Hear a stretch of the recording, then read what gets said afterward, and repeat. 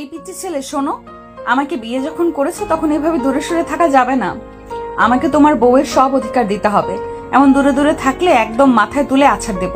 আসো, আমাকে একটু কিসুমিসু দাও। এসব আপনি কি বলছেন ম্যাডাম?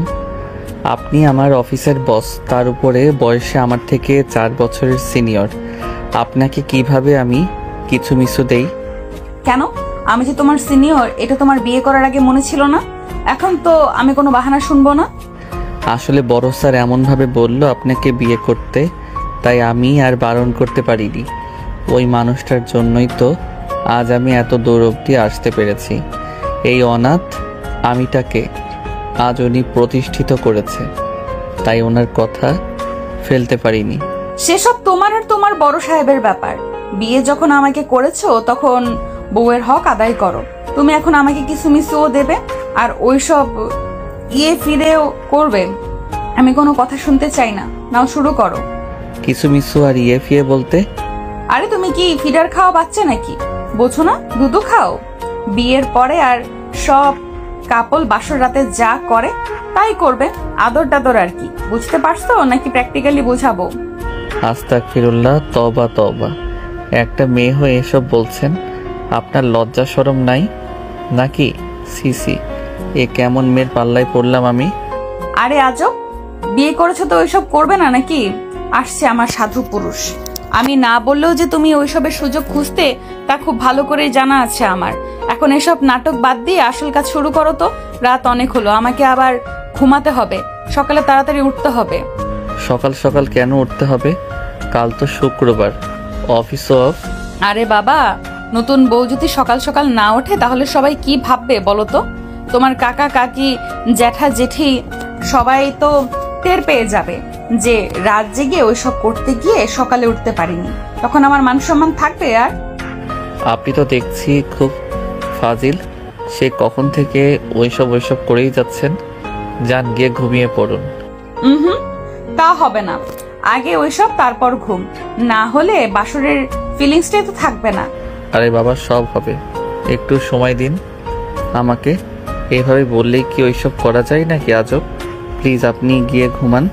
আচ্ছা ঠিক আছে, ঘুমাবো, তবে একটা শর্ত আছে। কি শর্ত? আগে আমার কপালে একটা কিস দাও, আর আমার সাথে তুমিও ঘুমাবে, আর আমাকে তোমার বুকের ভেতরে জড়িয়ে ধরে ঘুমাবে। আচ্ছা ঠিক আছে, চোখ বন্ধ করুন। করলাম, এবার কিস দাও। রাফি টুপ করে আয়রার কপালে একটা কিস দিল। আয়রা মুচকি একটা হাসি দিল। এবার তো গিয়ে ঘুমান। তুমি হয়তো ভুলে গেছো আমি কি বলেছিলাম। আমার সাথে তুমিও ঘুমাবে, তাও আমাকে জড়িয়ে ধরে ঘুমাবে। ইয়া মাবুদ, এটা মেয়ে নাকি আরো কিছু? বিড়বিড় করে কিছু বললে? কই না তো। চলুন ঘুমাতে চলুন, অনেক রাত হয়েছে। রাফি আর আয়রা গিয়ে শুয়ে পড়ে। আয়রাকে জড়িয়ে ধরতে রাফির একটু অস্বস্তি হতে থাকে। যতই হোক ওর থেকে 4 বছরের বড় আয়রা, লজ্জা তো একটু লাগবেই। আয়রা নিজে থেকে এসেই রাফির বুকে মাথা রাখে। রাফির হাত টেনে ওর নিচের উপরে নেয়, নিজেও হাত দিয়ে ওকে জড়িয়ে ধরে ঘুমিয়ে পড়ে। রাফি নিজেও ঘুমিয়ে পড়ে। সকালবেলা ঘুম থেকে উঠে আয়রা গোসল করে আয়নার সামনে বসে চুল আঁচড়াতে থাকে। ওর পরনে পিচ কালারের একটা সিল্কের শাড়ি, ফর্সা চামড়ায় রংটা একেবারে ফুটে উঠেছে।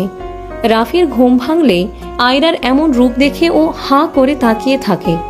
আগে পরে সবসময় আয়রাকে অফিসের ফর্মাল ড্রেসেই দেখেছে, এই প্রথম এমনভাবে দেখে ও চোখ ফেরাতে পারে না কিছুতেই। অমন ক্যাবলা কান্তের মতো তাকিয়ে আছো কেন? ক্রাশ টাশ খেলে নাকি? না আসলে তেমন কিছু না। এর আগে কখনো আপনাকে শাড়িতে দেখিনি তো, তাই আপনাকে আজকে অনেক সুন্দর লাগছে। কারো নজর না লাগুক। বাবা, সূর্য আজকে কোন দিক দিয়ে উঠলো? তুমি আমার প্রশংসা করলে, এমনি সময় তো অফিসে আমার সাথে কথাও বলো না তেমন। আজকে কি হলো? যাও বলো, তাও মাথা একেবারে নিচু করে। তখন তো আপনি আমার অফিসের বস ছিলেন, আর এখন তো কি? হ্যাঁ, এখন তো আপনি আমার বউ হয়েছেন। বড় হয়ে বউয়ের প্রশংসা করব না তো আর কার প্রশংসা করব শুনি? এই তো বাচ্চা, লাইনে এসেছো।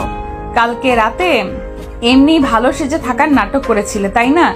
যাই হোক, সকাল তো কম হলো না। চলো খেতে চলো।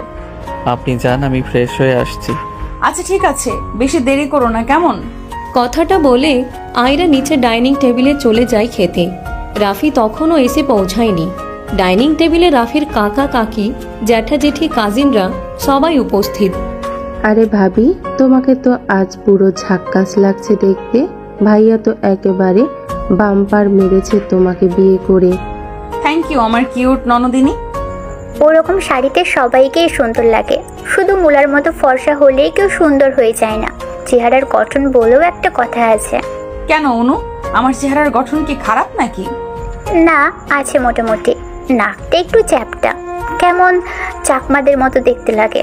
কিছু মনে করো না প্লিজ। এসব কি হচ্ছে আপু? ভাবিকে দেখতে মাশাআল্লাহ অনেক সুন্দর, তুমি কেন এভাবে বলছো? এটা কিন্তু ঠিক না। তুই বেশি বুঝিস আমার থেকে।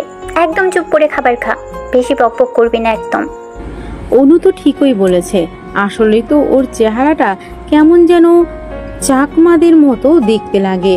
তুমি কিছু মনে করো না আয়রা। কি বলো তো, আমার অনুটা না যা সত্যি তাই বলে সব সময়। সেটাই, কি দেখে যে এমন চাকমার মতো মেয়েকে বিয়ে করলো। এত করে বললাম আমাদের অনুকে বিয়ে কর, ঘরের মেয়েও ঘরে থাকলো, তা না নিজে থেকে গিয়ে এই মেয়েকে বিয়ে করে আনলো, তাও আবার ওর থেকে 4 বছরের বড়। হচ্ছে। এই নাও, আমি আমাদের দুজনের খাবার নিয়ে এসেছি, খেয়ে নাও। খাবার হঠাৎ রুমে নিয়ে এলেন যে, কোনো সমস্যা? না তেমন কিছু না, আমার আসলে ইচ্ছে হচ্ছে আমার পিচ্চি বড়ের হাতে খেতে। ডাইনিং এ তো বড়রা সবাই বসে আছে, তাই রুমে নিয়ে এলাম। তাদের সামনে ব্যাপারটা কেমন একটা দেখায় না বলো? ও আচ্ছা, ম্যাডামের তাহলে আমার হাতে খাবার শখ জেগেছে। আসুন তাহলে আপনাকে খাইয়ে দেই। আমার 7টা না 5টা না একটা মাত্র বর, তার হাতে খাওয়ার শখ জাগবে না? আর তাছাড়া স্বামী স্ত্রী এক প্লেটে খাওয়া সুন্নত, একে অপরকে খাইয়ে দেওয়া সুন্নত, বুঝলে পিচ্চি? বুঝলাম। এখন বসুন এখানে, আপনার নিশ্চয়ই অনেক খিদে পেয়েছে। এমন ভাবে বলছো যেন তোমার খিদে পায়নি। তেমনটা আমার আসলে সকালে না খেয়ে থাকার অভ্যাস আছে, বাবা মা নেই তো, তাই খেলাম কি খেলাম না সেদিকে নজর দেওয়ারও কেউ নেই। সকালে যেদিন তাড়াতাড়ি ঘুম ভাঙে খেয়ে অফিসে যাই, যেদিন দেরি হয় সেদিন না খেয়ে অফিসে ছুটি। এই জন্যই তো তুমি এমন রোগা। এখন তো আমি আছি তোমার বউ, এখন থেকে আমি তোমার খেয়াল রাখবো, তোমাকে বেশি বেশি খাইয়ে দেখবে কিছুদিন এর ভেতরেই কেমন মোটু বানিয়ে দেব। এখন হা করো তো, আগে তুমি খাবে তারপর আমি খাবো। আয়রার কথা শুনে রাফি হাঁ করে আয়রার বাড়িয়ে দেওয়া স্যান্ডউইচে কামড় দেয়।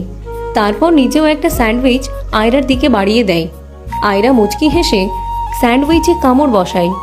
এভাবে দুজনকে খাইয়ে দেওয়া শেষে আয়রা বলে, অফিসের প্রজেক্টের সাথে সাথে এখন থেকে আমাকে এই ফ্যামিলির পলিটিক্যাল প্রজেক্টও সামলাতে হবে। কত কাজ আমার। মানে কিছু না, তোমারও তো বুঝতে হবে না। কি করছো রাফি ভাই?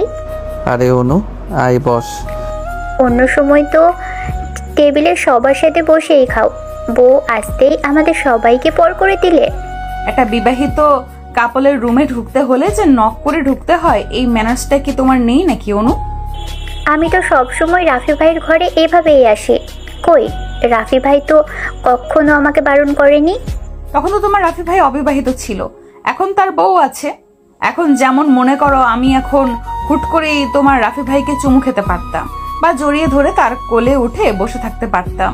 আর সেই সময় যদি তুমি এমন নক না করে ঢুকতে, তখন ব্যাপারটা কেমন একটা হয়ে যেত না? বড় ভাই আর ভাবির রোম্যান্সের ভেতরে ঢুকে পড়াটা কি অভদ্রতা নয়? ছি ছি, কি সব নির্লজ্জ কথাবার্তা। এই মেয়ের মুখে কিছুই আটকায় না নাকি? কেমন বেয়াদবের মতো কথা বলে। অনু ভুলে যেও না, সম্পর্কে উনি তোমার ভাবি হয়। আমার স্ত্রীকে কেউ বেয়াদব বলবে সেটা কিন্তু আমি টলারেট করব না। ফার্দার যেন তোমাকে ওনার সাথে এভাবে কথা বলতে না শুনি। আর উনি তো ভুল কিছু বলেনি, তোমার উচিত এখন থেকে আমাদের রুমে আসলে নক করে আসা। তুমি তো দেখি একদিনেই বউয়ের হাতের পুতুল হয়ে গেছো। আর আসবোই না আমি তোমাদের রুমে। আপনি কিছু মনে করবেন না প্লিজ। কাকিয়া আসলে ওকে অতিরিক্ত লাই দিয়ে এমন বানিয়েছে।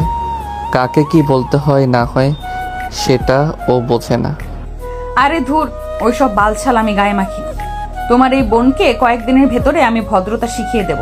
আর তুমি সব সময় আমাকে আপনি আপনি বলো কেন? হ্যাঁ, আমি কি তোমার বড় বোন লাগি যে আপনি করে বলো? এখন থেকে আমাকে তুমি করে বলবে। আচ্ছা ঠিক আছে, আমি এখন থেকে তোমাকে তুমি করেই বলবো। এই তো, এই না হলে আমার লক্ষ্মী বর।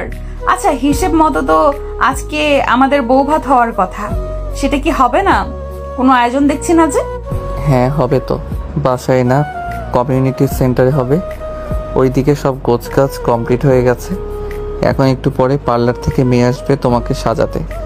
তোমার সাজা হয়ে গেলেই আমরা বেরোবো। আচ্ছা ঠিক আছে। কথাটা বলে অনু আয়রার দিকে তাকিয়ে মুখ ভেঙচি কেটে বেরিয়ে যায়। ওদের কথা শেষ হয়ে পারে না, তার ভিতরেই তনু দরজায় নক করে। ভেতরে আসবো ভাইয়া? আয়। ভাইয়া, পার্লার থেকে 4টা মেয়ে এসেছে, ওদের নিচে ড্রয়িং এ বসতে বলেছি। আচ্ছা এক কাজ কর, ওদের ভিতর থেকে 2 জনকে আমাদের রুমে পাঠিয়ে দে, আর 2 জনের কাছে তুই আর অনু সেজে নে। আমাদের তো বেরোতে হবে নাকি?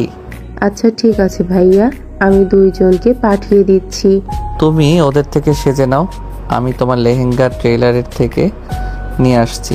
ওদের বলো তোমার লেহেঙ্গা বেবি পিঙ্ক কালারের, সেই হিসেবে যেন সাজাই। আচ্ছা ঠিক আছে। রাফি চলে যেতেই অনু, তনু আর পার্লারের 4টা মেয়ে আয়রার রুমে আসে। অনু আর তনু নিজেদের ড্রেস পরেই এসেছে। অনুর পরনে ল্যাভেন্ডার কালারের একটা গাউন, আর তনু পরেছে ব্ল্যাক কালারের গাউন। তনু 2 বোনের ভিতরে অনু দেখতে একটু কালো, কিন্তু তনু আবার উজ্জ্বল ফর্সা, তবে আয়রার থেকে একটু কম। আরে এসে গেছো তোমরা, এসো সাজা শুরু করো। আমাদের তো আবার কমিউনিটি সেন্টারে যেতে হবে। হ্যাঁ, জানা আছে আমাদের। আপু, আপনারা আগে আমাকে সাজিয়ে দিন তো। এত হেভি গাউন পরে খুব অস্বস্তি হচ্ছে আমার। বউ ভাতটা তো ভাবির, তাই ভাবিকে আগে সাজাতে দাও আপু। ভাবির সাজা হলে তারপর না হয় আমরা সাজবো। আমি কারোর জন্য ওয়েট করতে পারবো না। আমি আগে সেজে নিই, তারপর তোরা 2 জন সাজবে। সরি অনু, আগে আমি সাজবো।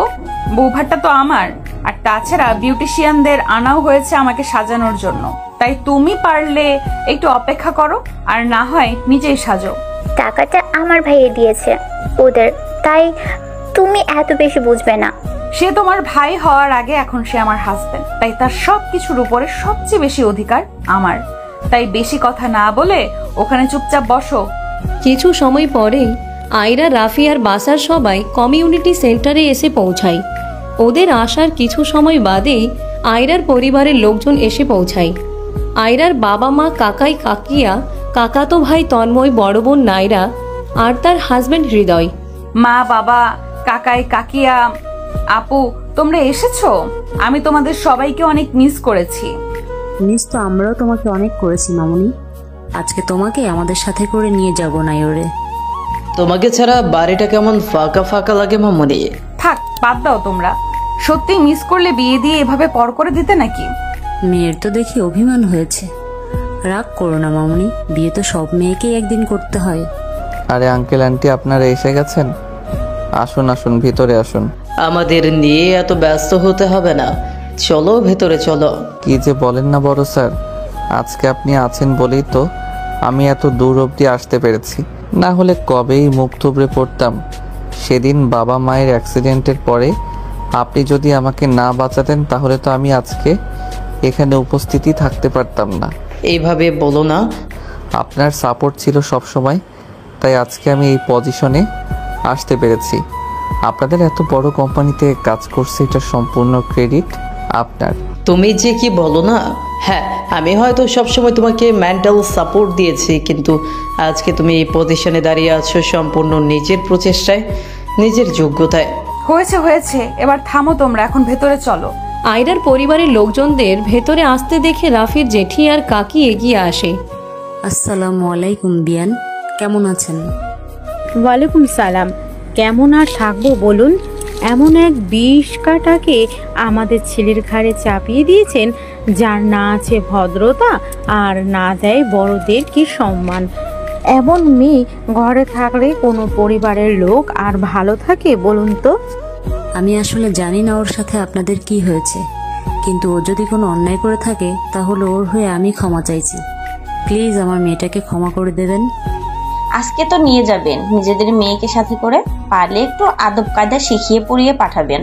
এমন বেয়াদব মেয়ে আমার হলে কবেই মেরে ফেলতাম। এভাবে বলবেন না বেয়ান, আমি ওকে সবকিছু শিখিয়ে পড়িয়ে পাঠাবো। ও আর কোনো অন্যায় করবে না। আপনারা প্লিজ ওকে ক্ষমা করে দেন, আমি ওর হয়ে ক্ষমা চাইছি। এসব কি হচ্ছে মা?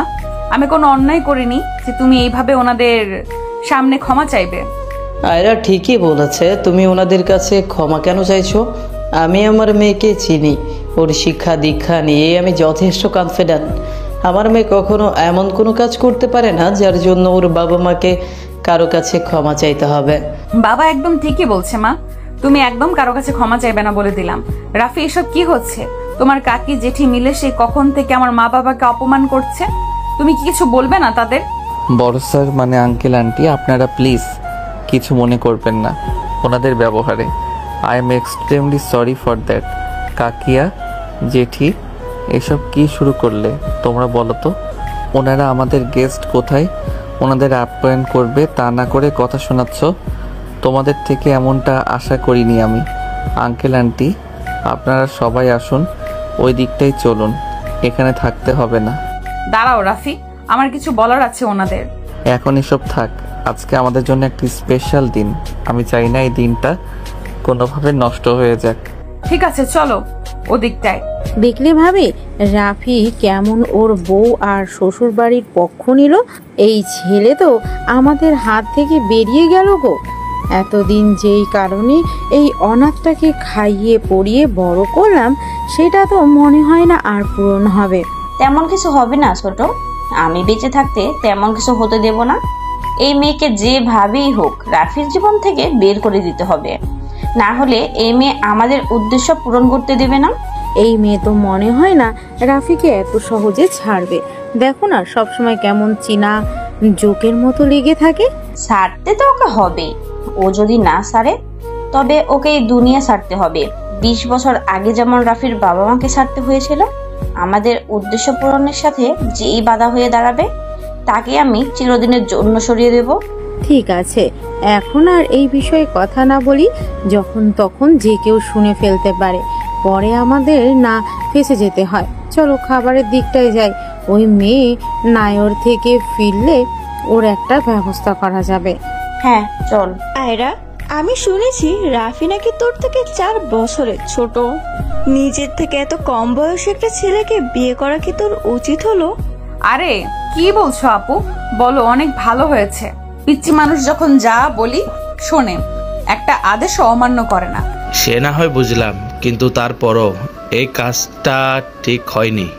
একে তো তোমার বয়সে ছোট, তার উপরে বাপ মায়ের ঠিক নেই, আবার তোমার নিজের কর্মচারী। মানুষ তো হাসবে এসব শুনলে। সে তো আপনি নিজেও আমার বাবার আন্ডারে চাকরি করেন, আর তাছাড়াও অন্তত আপনার মতো আমার বাবার রেফারে জামাই হওয়ার ফায়দা তুলে চাকরি করে না। নিজের যোগ্যতায় চাকরিটা পেয়েছেও। ওর জন্য আরো ভালো ভালো চাকরির অফার আসে। শুধুমাত্র বাবার প্রতি কৃতজ্ঞতা বোধ থেকে ও আমাদের অফিসে চাকরি করে, না হলে ওর চাকরির অভাব হতো না। আর যদি বলেন বাবা মায়ের কথা, তো শুনুন, ওর একটা জন্ম পরিচয় আছে। ওর বাবা মা ছিল যারা অ্যাক্সিডেন্টে মারা গেছে, তাই বাপ মায়ের ঠিক নেই বলার রাইট আপনার নেই। তুমি তো দেখছি একদিনেই প্রতিবক্ত হয়ে গেছো।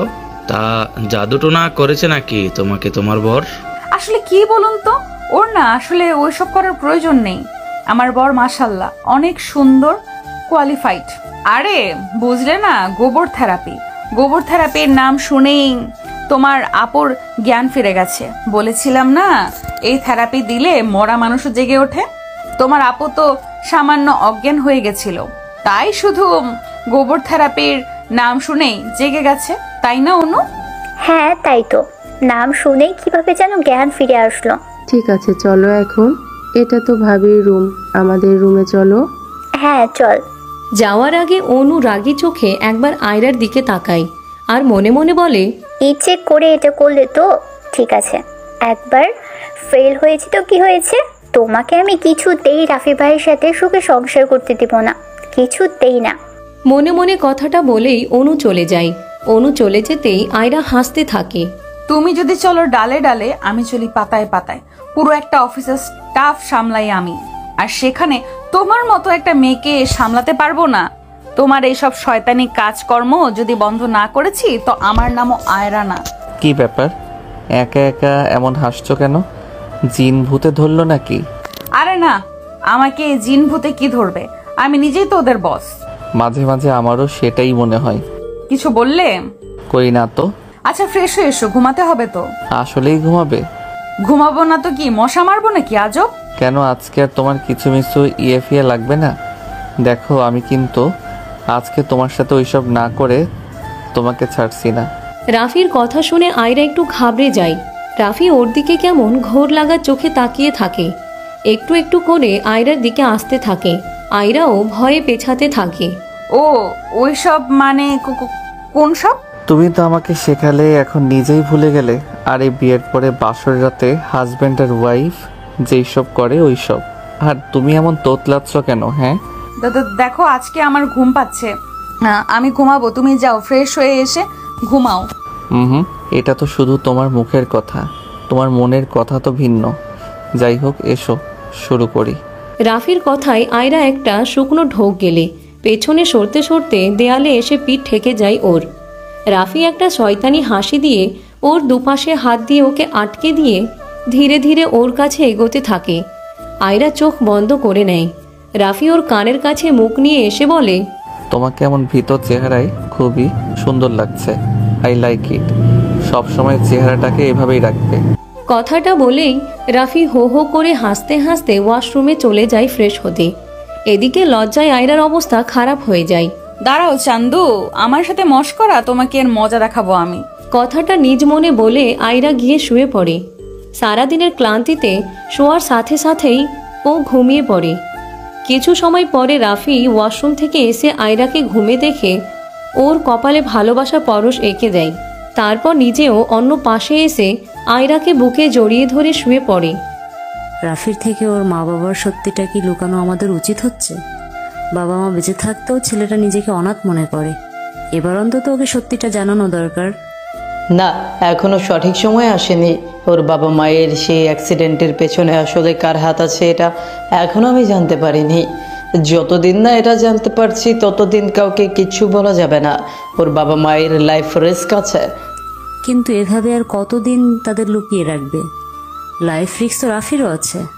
তাহলে ওর সাথে কেন আমাদের মেয়ের বিয়ে দিলে? রাফির বয়স এখন 20 বছর। ওর বাবা মায়ের উইল অনুযায়ী যদি তারা মারা যায় তো ওর 21 বছর পূর্ণ হলে ওদের সমস্ত সম্পত্তির মালিক হবে রাফি। আমার ধারণা 15 বছর আগেও অ্যাক্সিডেন্টটা করানো হয়েছিল শুধুমাত্র এই সম্পত্তির জন্য। যে বা যারা এই কাজটা করেছে তারা রাফির 21 বছর পূর্ণ হওয়ার অপেক্ষায় আছে। তার মানে তো আর 1 বছর পরে রাফির লাইফ রিস্ক আছে। হ্যাঁ, আমার ধারণাও তাই। 1 বছর পরে ওই কালপ্রিট রাফির উপর অ্যাটাক করবে। তুমি সবকিছু জেনে কেন আমাদের মেয়ের জীবনটা নষ্ট করলে? ওর যদি কোনো বিপদ হয়? আমার মেয়ে খুবই বুদ্ধিমতী, ওর কিছু হবে না। আমার মনে হয় রাফির পরিবারের কেউ এই কালপ্রিট, আর তাকে খুঁজে বের করার জন্যই আমি আয়রাকে ওই বাড়িতে পাঠিয়েছি। দেখো, আমার মেয়েটার যেন কোনো বিপদ না হয় আবার। তুমি কিছু চিন্তা করো না, আমার মেয়েকে আমি যে উদ্দেশ্যে ওই বাসায় পাঠিয়েছি ও ঠিক সেই কাজ সফলভাবে করবে। এই 1 বছরের ভেতরেই ও আসল কালপ্রিটকে খুঁজে বের করবে, আর ওর উপর কেউ সন্দেহও করবে না। দেখো, আমার মেয়েটার যেন কোনো ক্ষতি না হয়। আয়রার বাবার বাড়ি 2 দিন থেকে ওরা সবাই আবার রাফির বাসায় ফিরে আসে। সন্ধ্যায় রওনা দেওয়ায় ফিরতে ফিরতে রাত হয়ে যায়। এসেই ওরা কোনো রকম কয়টা খেয়ে শুয়ে পড়ে, কারণ পরদিন সকালে আয়রা আর রাফির দুজনেরই অফিস আছে। রাফি, তুমি গিয়ে ব্রেকফাস্ট শুরু করো, আমি একেবারে রেডি হয়ে নিচে আসছি। আচ্ছা ঠিক আছে। গুড মর্নিং ভাইয়া, ভাবি কোথায়? দেখ গিয়ে, নবাবের বেটি হয়তো পড়ে পড়ে ঘুমাচ্ছে এখনো। খেয়েছি সে। এ কেমন মেয়েকে ঘরে তুললি তুই রাফি? বাড়ির বউ কোথায় সকাল সকাল উঠে নাস্তা পানি বানাবে? তা না, সে এখনো নিচেই আসতে পারলো না। জমিদারের ঝিকো থাকার। সকাল সকাল আমাকে নিয়ে গসিপ শুরু হয়ে গেছে নাকি? এই বাড়িতে তো দেখছি আমাকে নিয়ে ভাবার মানুষের অভাব নেই। এসে গেছে জমিদারের বেটি। তা বলি, কটা বাজে খেয়াল আছে তোমার? বাড়ির বউ এত দেরি করে উঠলে কাজগুলো কে করবে শুনি? ও মা, কাজের লোক থাকতে আমি কেন কাজ করতে যাব? কাজের লোক তো অন্য কাজ করবে। এবারের নিয়ম, বাড়ির রান্না বাড়ির বউরা করে। বুঝতে পারলে? সে তো আপনারাও এই বাড়ির বউ, তো রান্নাটা বরং আপনারা দুজনেই করুন। কেন? তুমি থাকতে। May I come in ma'am? Yes, come in sir. আপনি হয়তো ভুলে যাচ্ছেন এটা অফিস ম্যাম। জি না স্যার, আমি কিছুই ভুলিনি, বরং আপনি ভুলে গেছেন। আপনি আমার হাজবেন্ড, আর তাই অফিস বা বাড়ির সব জায়গায় আপনি আমার হাজবেন্ড হয়েই থাকবেন। আমাকে অফিসে এসে আপনি করে বলতে হবে না বা ম্যাম বলতে হবে না। বাসায় যেভাবে তুমি করে বলো সেভাবে এখানেও তুমি করে বলবে। ঠিক আছে। এখন বলো কি জন্য আমার কেবিনে এসেছো? আপনাদের রিসেন্ট প্রজেক্টটা তোমার দুলাভাই হ্যান্ডেল করছিল। আজকে হিসাবে বসে দেখলাম, হিসেবে অনেক গরমিল। প্রায় ৭৫ কোটি টাকার হিসেব পাওয়া যাচ্ছে না। কি বলো? এত টাকার হিসেব না মেলা তো আর কাকতালীয় কোনো ব্যাপার না, নিশ্চয়ই কোনো একটা ঘাপলা আছে। এর আগেও দুলাভাইয়ের করা প্রজেক্টের কাজে আমি টাকা ৯-৬ পেয়েছি। আপাতত এই ব্যাপারটা আমাদের ভেতরেই থাকুক। আমি আগে বাবার সাথে বসে এই বিষয়ে কথা বলি, তারপরে লিগ্যাল ইনকোয়ারিতে বসবো। ঠিক আছে, আসছি আমি। শোনো। হ্যাঁ বলো। তোমার বউয়ের এখন একটা কিছু মিছুর খুব প্রয়োজন, তা না হলে ও কাজে কনসেন্ট্রেট করতে পারছে না। আচ্ছা তাই নাকি? জি হ্যাঁ তাই। আচ্ছা, কাছে এসো। আয়রা রাফির কাছে এগিয়ে আসলে রাফি ওর ঠোঁটে একটা কিস দেয়, তারপর কেবিন থেকে বেরিয়ে যায়। রাফি যেতেই আয়রা ধপ করে চেয়ারে বসে পড়ে, তারপর চিন্তিত কণ্ঠে বলে, উফ, এত দিক কিভাবে সামলাবো আমি? সবার আগে এটা খুঁজে বের করতে হবে রাফির বাবা মাকে কে কে মারতে চায়। বাবার ধারণা ঠিক হলে সেটা ওই বাড়ির কেউ হবে। আমার হাতে এই 1 বছর সময় আছে। আমাকে যা করার খুব দ্রুত করতে হবে, না হলে 1 বছর পরে রাফির লাইফ রিস্ক আছে, সেটা আমি কোনোভাবেই হতে দেব না। এর ভিতরে আয়রার কাছে তনুর কল আসে। হ্যালো ভাবি। হ্যাঁ তনু বলো। ভাবি, তুমি আজকে বাসায় এসো না? হঠাৎ এই কথা? মা, জেঠি আর আপু মিলে কি সব প্ল্যান করেছে তোমাকে জব্দ করার জন্য, তাই তুমি আজকে বাসায় এসো না। ধুর পাগলি, ওরা এমন অনেক কিছুই করবে, তার জন্য কি আমি ওদের ভয় পেয়ে থাকবো নাকি? তুমি কিছু চিন্তা করো না, আমার কিচ্ছু হবে না। ঠিক আছে, রাখছি এখন, তুমি একটু সাবধানে থেকো। আচ্ছা। কলটা কেটে আয়রা মনে মনে বলে, এই 3 বিটকেল মহিলা আবার কি ঝামেলা পাকানোর প্ল্যানিং করছে কে জানে। ইয়া মাবুদ, তুমি জানো আমি যেন সবটা সামলে নিতে পারি। ওরা যাই করার প্ল্যানিং করুক, আমি যেন সবটা ভেস্তে দিতে পারি।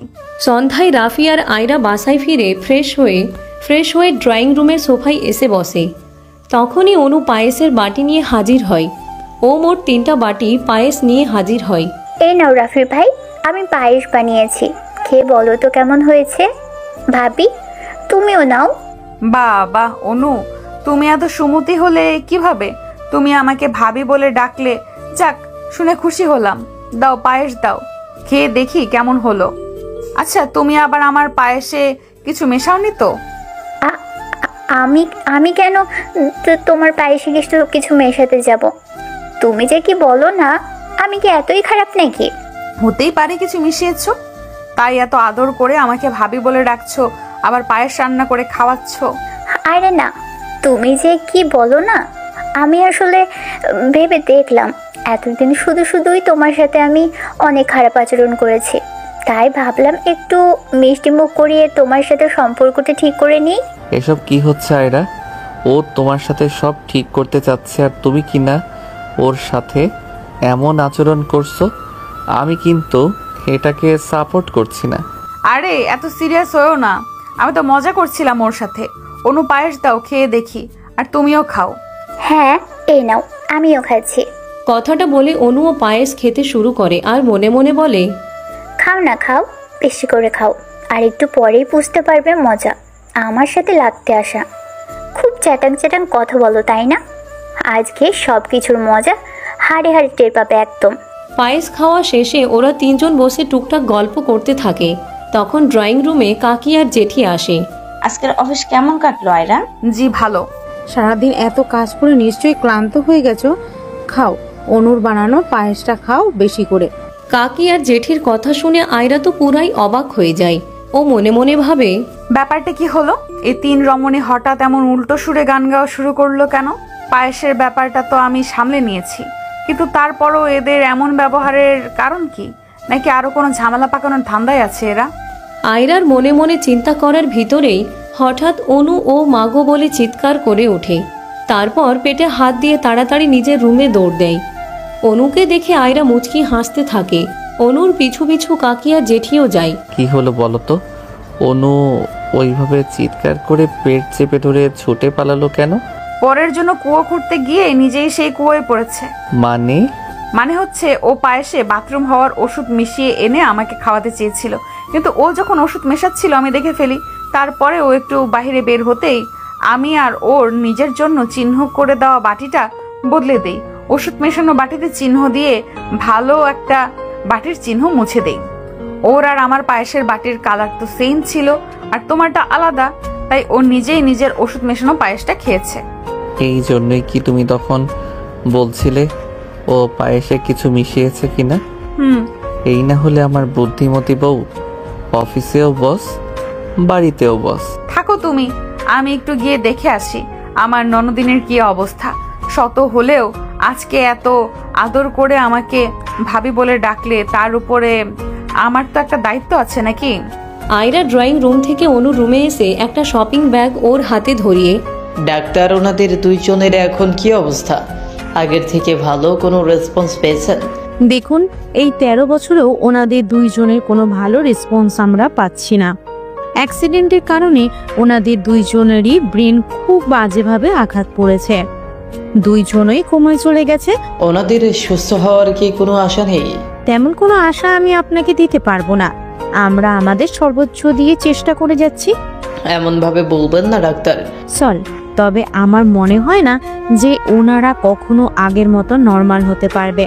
তবে একটা উপায় আছে, তাহলে হয়তো আমি শিওর না, তবে হয়তো ওনারা রেসপন্স করলেও করতে পারে। কি উপায় ডাক্তার? ওনাদেরকে ওনাদের ফ্যামিলির সাথে রাখলে হয়তো ওনারা রেসপন্স করলেও করতে পারে। এছাড়া দ্বিতীয় কোনো উপায় না, এটাই শেষ একটা উপায় ওনাদের সুস্থ করার। ঠিক আছে ডাক্তার, আপনারা আপনাদের কাজ চালু রাখুন, আমি দেখছি কি করা যায়। আমরা আমাদের বেস্ট দেওয়ার চেষ্টা করব। হ্যালো আয়রা মামনি। হ্যাঁ বাবা বলো। আমি তোমার শ্বশুরদের সাথে কথা বলেছি, ওনারা সবাই কালকে আসবে। তুমি আর রাফিও কি ওনাদের সাথে আসবে? হ্যাঁ বাবা, আমি আর রাফি প্রথমে অফিসে যাব, তারপরে সেখান থেকে আমি বাসায় এসে একটু কাজ আছে সেটা করে অফিস শেষ হলে রাফিকে নিয়ে ওই বাসায় আসবো। রাফিকে সব সত্যিটা জানানোর সময় এসে গেছে। কি বলছো বাবা? ওকে এখনই সব সত্যিটা বলা কি ঠিক হবে? এটা ছাড়া ওর বাবা মাকে সুস্থ করার আর কোনো উপায় নেই। ডাক্তার বলেছে ওনাদের দুইজনকে ওনাদের পরিবারের সান্নিধ্যে রাখলে ওনারা দ্রুত সুস্থ হয়ে ওঠার চান্স আছে। কিন্তু রাফি কি সবটা নরমালি নিতে পারবে? কি নরমালি নিতে পারবো না এরা? না মানে বাবার সাথে কথা বলছিলাম, দুলাভাই যে টাকা হাতিয়ে নিয়েছে সেটা আপু নরমালি নিতে পারবে কিনা সেটা বলছিলাম। ও আচ্ছা, কথা বলা শেষ? হ্যাঁ শেষ। তুমি যাও, গিয়ে শুয়ে পড়ো, আমি আসছি। তাড়াতাড়ি এসো। রাফি চলে যেতে আয়রা তাড়াতাড়ি কলটা কেটে রাফির কাছে আসে। রাফি একটানে আয়রাকে নিজের কাছে এনে ওর কোমর জড়িয়ে ধরে, তারপর কানের লতিতে একটা কিস করে। পরম আবেশে আয়রা চোখ বুঝে নেয়। তারপর রাফি আয়রা চোখের পাপড়িতেও একটা কিস করে। আয়রার কোমর ছেড়ে এবার দুই হাত দিয়ে ওর দুই গাল ধরে ওর কপালে কিস করে রাফি। তারপর আয়রাকে শক্ত করে বুকের ভিতরে জড়িয়ে ধরে। আয়রাও পিছন দিক থেকে হাত দিয়ে রাফিকে জড়িয়ে ধরে। আজকে তোমাকে একটা কথা বলার আছে আয়রা।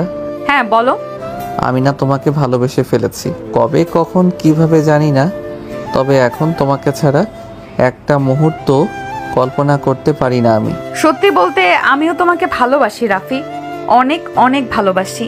বাবা মা এরপরে কেউ যদি আমার খেয়াল রেখে থাকে, আমার ভালো মন্দের চিন্তা করে থাকে, তাহলে সেটা হলে তুমি। এখন আমার একান্ত আপনজন হলে তুমি। বাবা মাকে তো সেই ছোটবেলায় হারিয়েছি, কিন্তু তোমাকে আমি হারাতে চাই না আয়রা। সবসময় এভাবেই আমার কাছে থেকে যেও। সবসময় থাকবো তো তোমার পাশে, কথা দিলাম। রাফি এবারে আয়রার ঠোঁটে ঠোঁট ডুবিয়ে দেয়। আয়রাও রাফিকে আপন করে নেয়। দুজনে একে অন্যতে মেতে ওঠে, ভালোবাসার নতুন সূচনা করে দুজন মিলে। পরের দিন সকালে রাফির জ্যাঠা জেঠি কাকা কাকি অনু তনু সবাই মিলে আয়রাদের বাসায় যায়। আয়রা আর রাফি যায় অফিসে। মিস্টার শিহাব, অফিসের সবাইকে নিচতলার গার্ডেনে আসতে বলুন, আমার দরকারি কথা আছে সবার সাথে। Okay ma'am. আপনারা এসে গেছেন সবাই? তাহলে দুলাভাই সামনে আসুন, আপনার সাথে আমার কিছু বোঝাপড়া বাকি আছে। হ্যাঁ আয়রা, বলো। কিছুদিন ধরে আপনি যে প্রজেক্টটা হ্যান্ডেল করছেন সেটা 75 কোটি টাকার হিসেব গরমিল পাওয়া গেছে। এই বিষয়ে আপনার মন্তব্য কি? দেখো আয়রা, আমি জানি না এই টাকার ব্যাপারে। ও, আপনি জানেন না? এটা নিশ্চয়ই 1-2 টাকা নয় যে উড়ে গেছে, পুরো 75 কোটি। এতগুলো টাকার গরমিল নিশ্চয়ই কোনো কাকতালীয় ঘটনা হতে পারে না। প্রজেক্টটা আপনার, তাই জবাবদিহিতা আপনাকেই করতে হবে। এর আগেও আপনার বেশ কিছু কাজ এমন টাকার গরমিল পাওয়া গেছে। তুমি কি বলতে চাইছো? টাকাগুলা আমি চুরি করেছি? এই তো একদম ঠিক ধরেছেন। আমি এটাই বলতে চাইছি, টাকাগুলো আপনি সরিয়েছেন। আয়রা, মুখ সামলে কথা বলো। আপনি গলার আওয়াজ নিচে নামিয়ে কথা বলুন, ভুলে যাবেন না এটা অফিস। এখানে আপনি আমার স্টাফ আর আমি আপনার বস। রিসেন্ট একটা অ্যাকাউন্টে 75 কোটি টাকা ট্রান্সফার করা হয়েছে, আর কাকতালীয় ভাবে অ্যাকাউন্টটা আপনার 7 বছর বয়সী ছোট বোনের নামে। এই যে তার ব্যাংক ডিটেলস। এবার কি বলবেন আপনি? না মানে, ওর অ্যাকাউন্টে এত টাকা কোথা থেকে এলো আমি কি করে জানবো? জানবেন যখন আমি পুলিশ কেস করব, তখন আপনি সবটা জানতে পারবেন। কি করব নাকি পুলিশ কেস বসাবো নাকি ইনকোয়ারি? না, এমনটা করো না। আমার সাথে তোমার আফুর জীবনও জড়িয়ে আছে। এমন কিছু করলে ওর জীবনটাও নষ্ট হয়ে যাবে। তাই আমি বলি কি, চলো আমরা বরং ঠান্ডা মাথায় বসে ব্যাপারটা সলভ করি। সরি দুলাভাই ওরফে মিস্টার হৃদয়, আপনার মতো ঘরশত্রু বিভীষণের সাথে কোনো বসাবসি হবে না। আপনাকে আজকে এই চাকরি থেকে বহিষ্কার করা হলো। কাজটা তুমি ঠিক করলে না আয়রা, এর জন্য তোমাকে খুব পস্তাতে হবে। ঠিক বেঠিকের হিসেব না করে নিজের রাস্তা মাপুন। কাজটা করা কি ঠিক হলো না? মানে তোমার দুলাভাইকে কি আরও একটা সুযোগ দেওয়া যেত না? শত হলেও নাইরা আপুর জীবন ওনার সাথে জড়িয়ে আছে। সেটা আমিও জানি রাফি। বাবা ডাকছিলে আমাদের দুইজনকে। হ্যাঁ, তোমরা দুইজন একটু চলো আমার সাথে। আর রাফি, তোমাকে দুইজনের সাথে দেখা করানোর আছে। আমার সাথে? হ্যাঁ, তোমার সাথে। চলো আমার সাথে। রাফি কিছুটা কৌতূহলী হয়ে পড়ে যে কার সাথে দেখা করানোর কথা বলেছে আয়রার বাবা সেটা নিয়ে। আয়রার বাবা দোতলার একদম শেষ রুমটায় গিয়ে ঢোকে। ওনার পিছু পিছু আয়রা আর রাফিও ঢোকে। কই, এখানে তো কেউ নেই। আছে আছে, একটু ধৈর্য ধরো।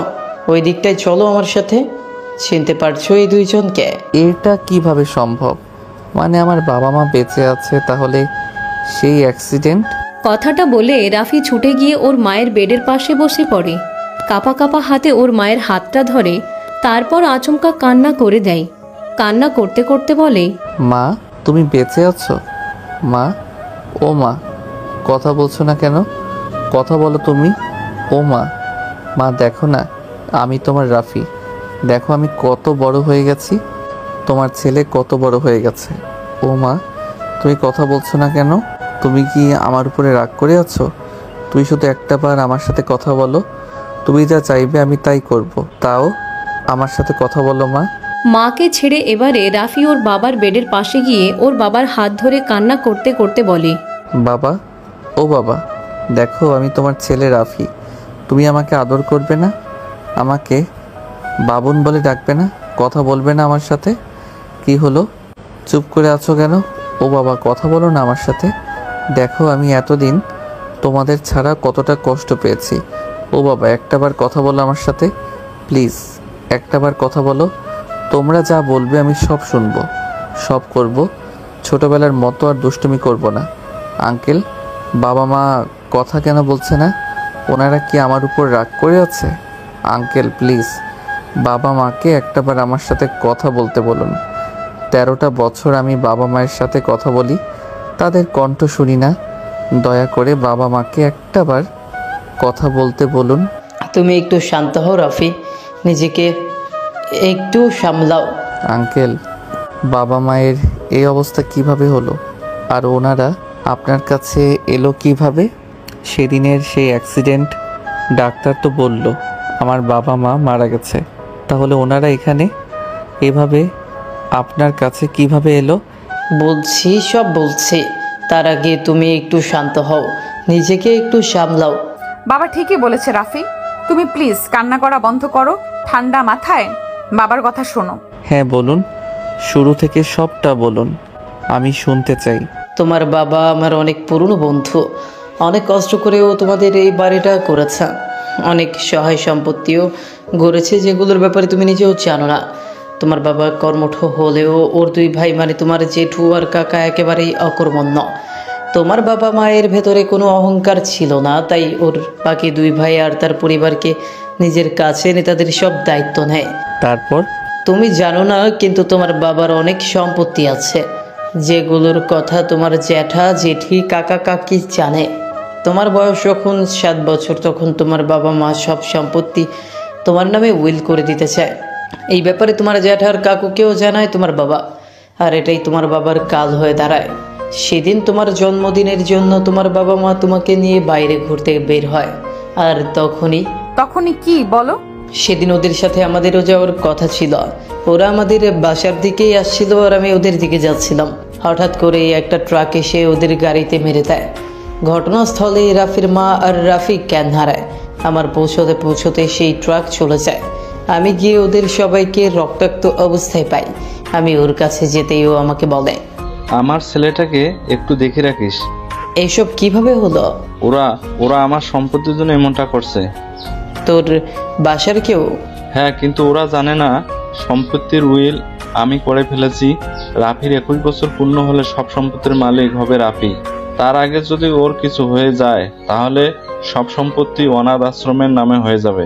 তাহলে আমি উকিলের সাথে কথা বলে তোর বাসায় এইটা জানিয়ে দিব, না হলে ওরা সম্পত্তির জন্য আবারও রাফিকে মেরে ফেলার চেষ্টা করবে। তোর যা ভালো মনে হয় কর, আমার ছেলেটাকে দেখে রাখিস। তুই আমাকে একবার অন্তত বল, কে সে যে তোদের এই অ্যাক্সিডেন্টটা করিয়েছে? আমার ব্যাস, সেদিন এতটুকু বলার পরেই ও জ্ঞান হারায়। আর তারপর থেকে আজ অবধি তোমার বাবা মায়ের জ্ঞান ফেরেনি।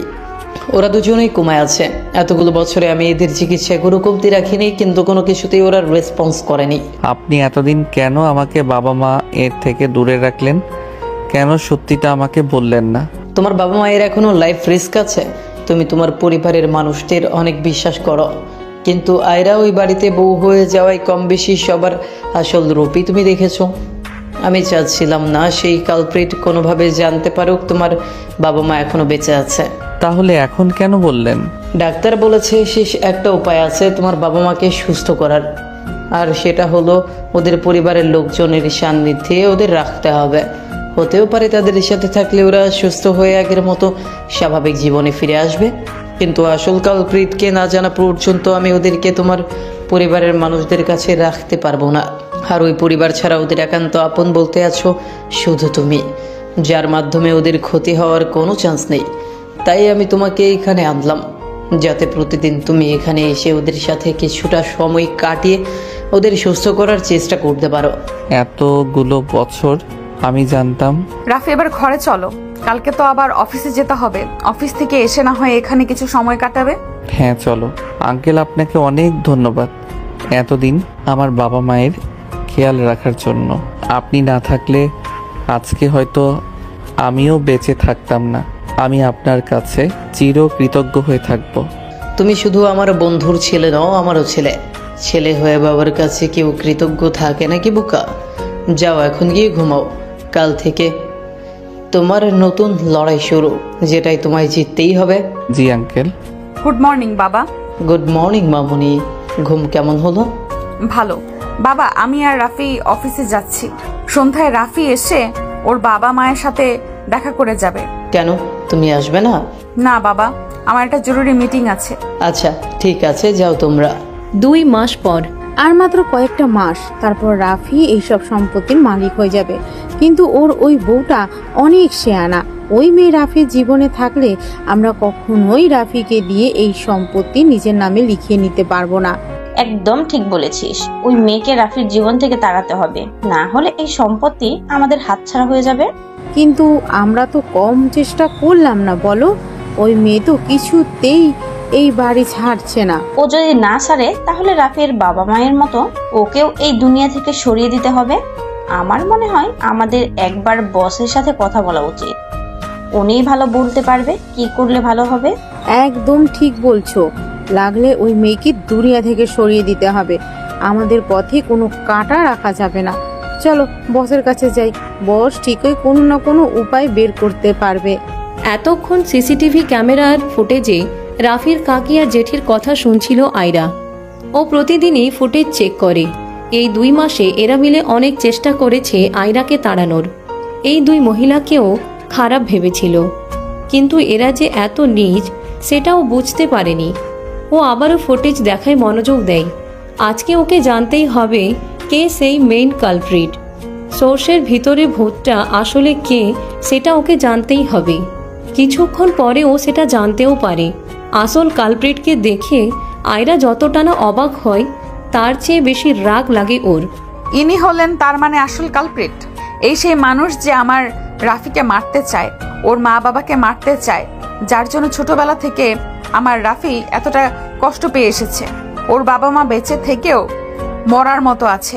একটা মানুষ এতটা জঘন্য হয় কিভাবে? ছি। ড্রয়িং রুমে বসে আছে রাফির কাকা, জ্যাঠা, কাকি, জেঠি আর অনু।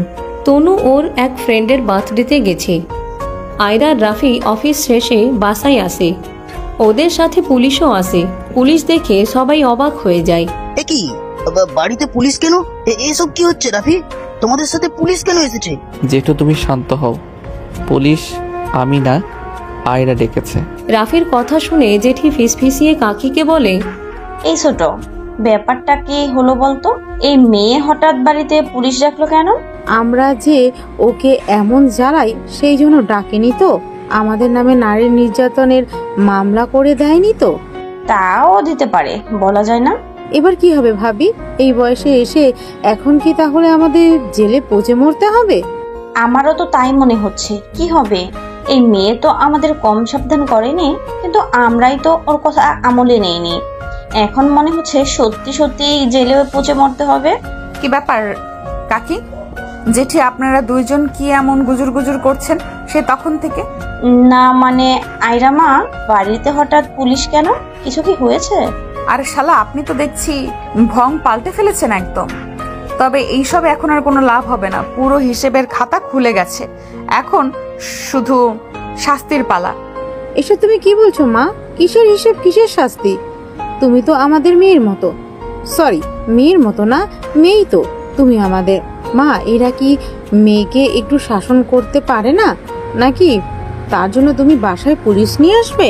এই শুনুন, আপনাদের এইভাবে মানুষের নাটক না এবার বন্ধ করুন। আপনাদের অতীতের শাস্তি আপনাদের পেতেই হবে, ওটার কোনো মাফ নেই। অফিসার, এনাদের দুইজনকে অ্যারেস্ট করুন। ও আয়রা মা, মেয়ে হয়ে মায়েদের কেউ পুলিশের হাতে তুলে দেয় বলো তো? আমার শো না মা, নিজের মাথাটা একটু ঠান্ডা করো। আমরা বরং একটু ঠান্ডা মাথায় আলাপ আলোচনা করি এই ব্যাপারটা নিয়ে। মা? কে মা? কার মা? আপনারা মা?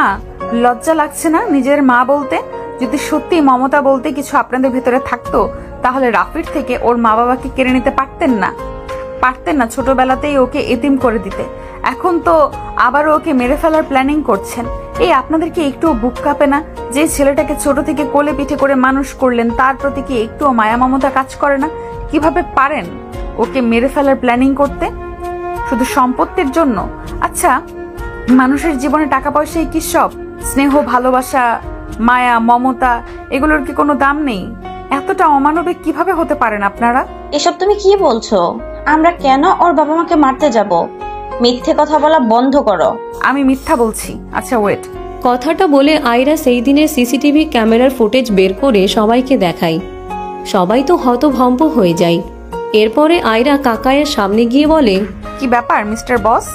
এই সব কিছুর নষ্টের গোড়া নিজের বড় ভাই ভাবিকে মেরে ফেলার চেষ্টা করতে একটুও বুক কাঁপেনি, তাই না? এতদিন ধরে কি ভালো সেজে এনেছিলেন? কেউ কখনো ঘুণাক্ষরেও টের পায়নি এই নোংরা খেলাটার পেছনে আপনি আছেন। এই বাড়িতে এসে থেকে আমার তো কখনো আপনার উপরে সন্দেহ যায়নি। ভালোই নাটক করতে পারেন আপনি। এবার বাকি জীবন জেলে এনজয় করবেন।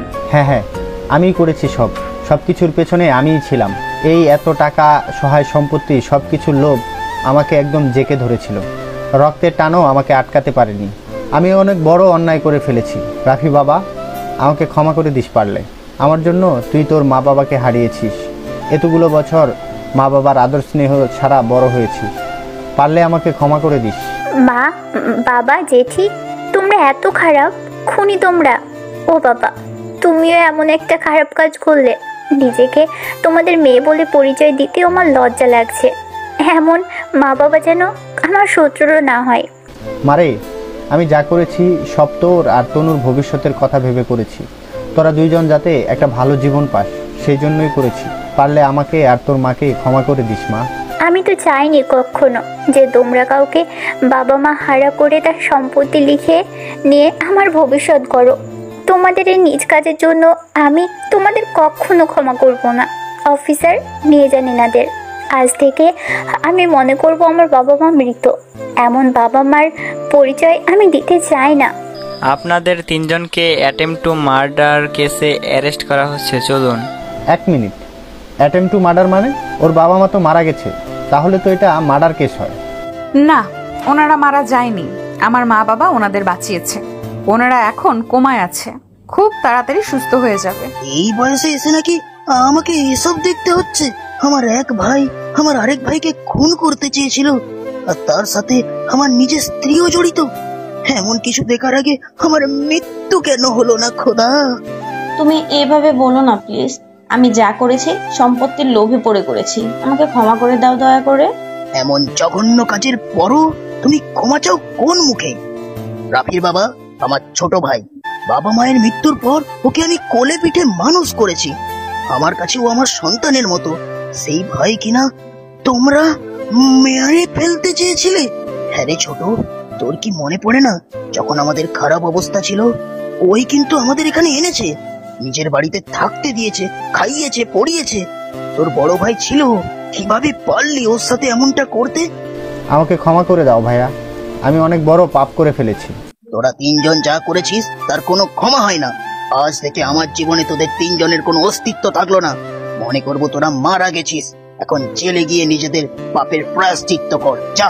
সেদিন পুলিশ অ্যাটেম্প টু মার্ডার কেসে রাফির কাকা কাকি জেঠিকে অ্যারেস্ট করে নিয়ে যায়। রাফির বাবা মাকেও ওনাদের বাড়িতে ফিরিয়ে আনা হয়। দেখতে দেখতে 2 বছর পার হয়ে যায়। সেদিনের কিছুদিন পরে অনু হোস্টেলে চলে যায়। রাফি আয়রা ওকে আটকানোর অনেক চেষ্টা করে, কিন্তু ও কারোর কথা শোনে না। তনু বাড়িতে থেকে পড়াশোনা করছে। রাফির বাবা মা এখন আগের থেকে অনেকটা সুস্থ। ওনারা এখন কথা বলতে পারেন, শুধু হাঁটাচলা করতে পারেন না। জেঠু এখন অনেক চুপচাপ হয়ে গেছে, রুম থেকেও তেমন একটা বের হন না। রাফির বাবার দেখাশোনা উনি করেন বেশি। রাফি আর আয়রার 2টি যমজ ছেলে মেয়ে হয়েছে। মেয়ের নাম রেখেছে রাফিয়া আর ছেলের নাম রেখেছে আবরার। ছেলে মেয়ে পরিবার নিয়েই এখন ওদের সুখে শান্তিতে দিন কাটছে।